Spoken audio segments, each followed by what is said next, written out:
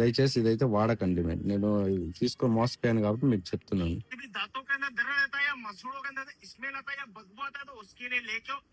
నేననేది ఫేస్బుక్ లో చూసి అనేది ఆర్డర్ అనేది పెట్టుకున్నాను అనమాట. 1 పీస్ వచ్చేసి 2 KD అన్నారు. 1 KD డెలివరీ ఛార్జ్, 3 పీసెస్ అయితే 6 KD ఫ్రీ డెలివరీ అన్నారు. వాళ్ళు చూడండి, నేను అనేది వాళ్ళకి మెసేజ్ చేశాను అనమాట. 3 kg 3 pieces 60 kg. ఓకేనా?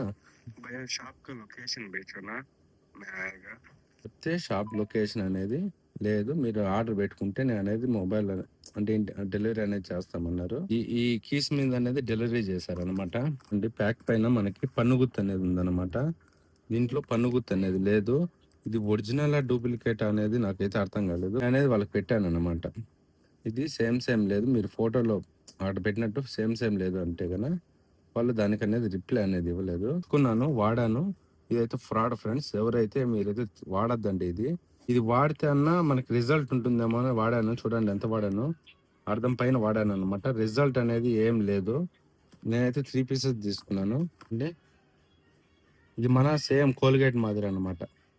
సేమ్ కోల్గేట్ మాదిరి ఉందన్నమాట.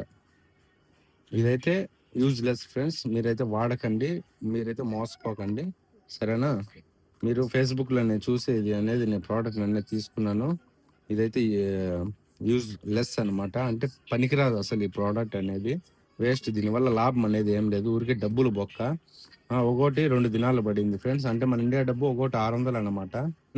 దయచేసి ఇదైతే వాడకండి. నేను తీసుకొని మోసపోయాను కాబట్టి మీకు చెప్తున్నాను. ఓకేనా? Bye friends.